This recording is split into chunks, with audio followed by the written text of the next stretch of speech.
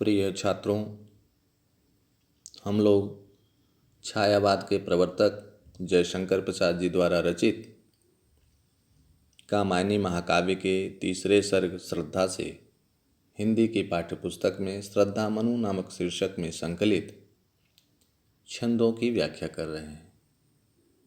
कल हम लोगों ने पहले पद से लेकर चौथे पद तक की व्याख्या किया। आज हम लोग उसी क्रम में आगे के छंदों की व्याख्या करेंगे। जैसा कि आप लोग इसके पहले पढ़ चुके हैं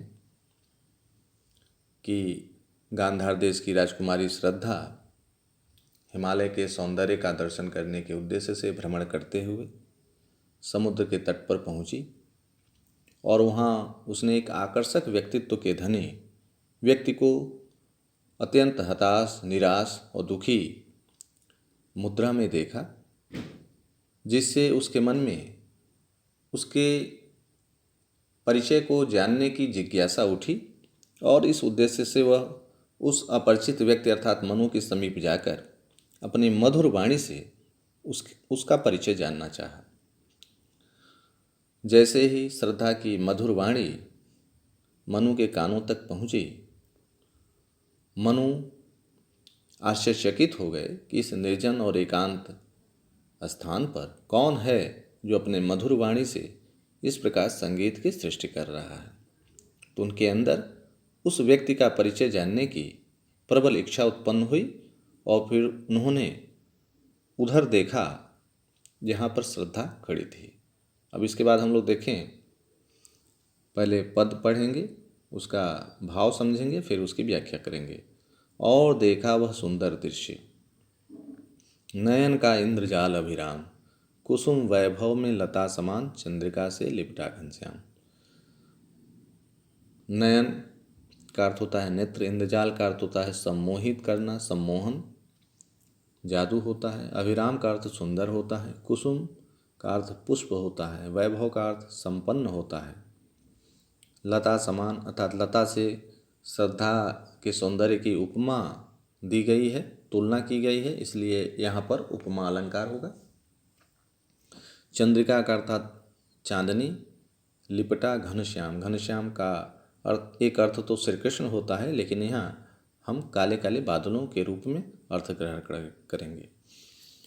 तो फिर हम लोग इसकी व्याख्या करें। जैसे ही मनु अपने सिर को उठाकर श्रद्धा की ओर देखा तो उन्हें श्रद्धा का सौंदर्य एक सुंदर दृश्य के रूप में दिखाई दिया।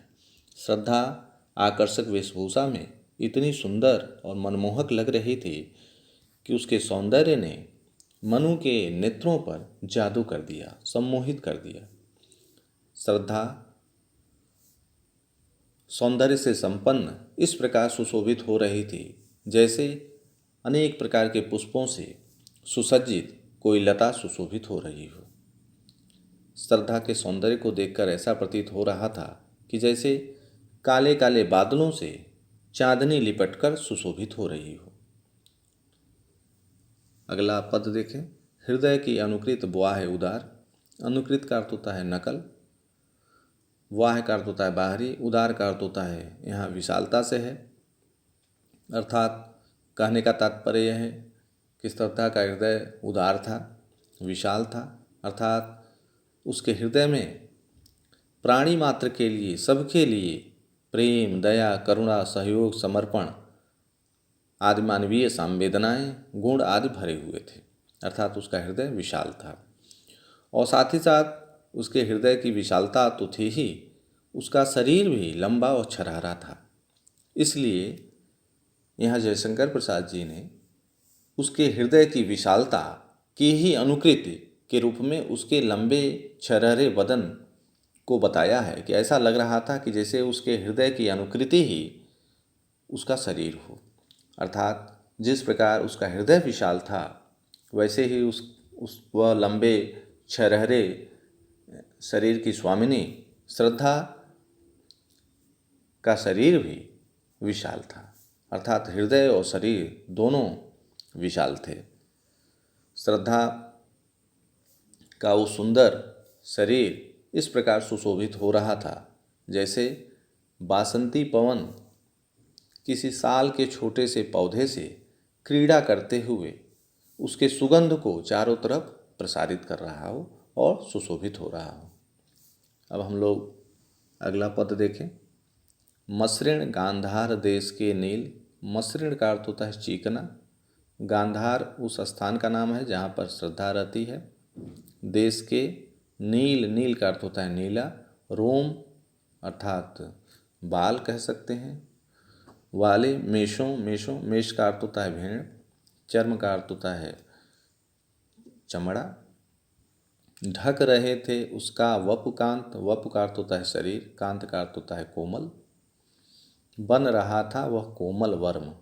वर्म का अर्थ होता है कवच, जो शरीर को सुरक्षा प्रदान करता है। इस प्रकार हम इस पद की व्याख्या करेंगे कि श्रद्धा ने अपने शरीर पर गांधार देश में पाई जाने वाली उत्तम नस्ल की नीले रंग की भेड़ों के चर्म और रोएं से निर्मित वस्त्र धारण किए थे, जो उसके कोमल शरीर को ढक रहे थे और साथ ही साथ उसकी सुरक्षा भी कर रहे थे। अर्थात श्रद्धा ने अपने शरीर पर जो सुंदर सुकुमार वस्त्र धारण किया था वह उसके शरीर को ढकने के साथ साथ उसके कोमल शरीर की रक्षा भी कर रहे थे। अगला पद देखें। नील परिधान बीच सुकुमार। नील का अर्थ होता है नीला, परिधान का अर्थ होता है वस्त्र, बीच का अर्थ होता है मध्य, सुकुमार अर्थात कोमल, खुल रहा अर्थात सुशोभित हो रहा था। मृदुल का अर्थ होता है सुकुमार कोमल, अध खुला अर्थात आधा खुला हुआ, अंग का अर्थ होता है शरीर। खिला हो ज्यों बिजली का फूल। मेघ वन बीच गुलाबी रंग। यहाँ मेघ वन में रूपक अलंकार है, मेघ रूपी वन में। अब हम इस पद की व्याख्या करेंगे। यह पद परीक्षा के दृष्टि से भी बहुत महत्वपूर्ण है। श्रद्धा ने अपने सुंदर सुकुमार शरीर पर नीले रंग का वस्त्र धारण किया था। उस नीले रंग के वस्त्रों के बीच से कहीं कहीं से उसके सुंदर और सुकुमार अंग दिखाई दे रहे थे, जो इस प्रकार सुशोभित हो रहे थे कि जैसे मेघों के, नीले नीले मेघों के वन में सुंदर सुंदर बिजली के, गुलाबी रंग के बिजली के पुष्प खिलकर सुशोभित हो रहे हैं। आगे का पद देखें। ओह वह मुख विस्मय बोधक चिन्ह है, अर्थात जो श्रद्धा के मुख का सौंदर्य है वो आश्चर्यचकित करने वाला है। उसके मुख की तो उपमा पश्चिम के सूर्य से की गई है, अर्थात जिस समय सूर्य अस्त होता है और जिस प्रकार वो काले काले बादलों के बीच में अपनी अरुणिम आभा से युक्त सुशोभित होता हुआ दिखाई देता है, उसी से तुलना, उपमा श्रद्धा के मुख के सौंदर्य की गई है।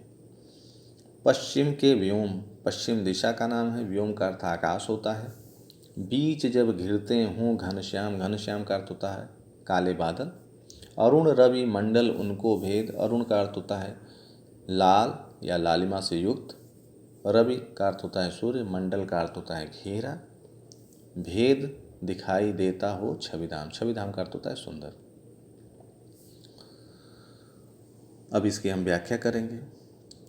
श्रद्धा का मुख अत्यंत सुंदर, शोभा संपन्न और आकर्षक था। उसके केस भी अत्यंत सुंदर और आकृष्ट करने वाले थे। उसके सुंदर मुख को देखकर ऐसा प्रतीत हो रहा था जैसे पश्चिम का आकाश काले काले बादलों से घिर गया हो और उन काले काले बादलों को भेद कर अरुणिम आभा से युक्त सूर्य सुशोभित हो रहा हो। अर्थात श्रद्धा का गुलाबी रंग का जो मुख था, चेहरा था, वह उसके काले काले बालों के बीच में उसी प्रकार सुशोभित हो रहा था जैसे काले काले बादलों को भेद करके अरुणिम आभा से युक्त सूर्य सुशोभित होता है। आगे देखें। घिर रहे थे घुंघराले बाल। घुंघराले बाल अंश, अंश का अर्थ होता है कंधा। अवलंबित अर्थात टिके हुए थे, मुख के पास अर्थात समीप। नील घन शावक से, नील का अर्थ नीला है, घन का अर्थ होता है बादल। शावक अर्थात यहाँ हम अर्थ बच्चे के रूप में लेंगे,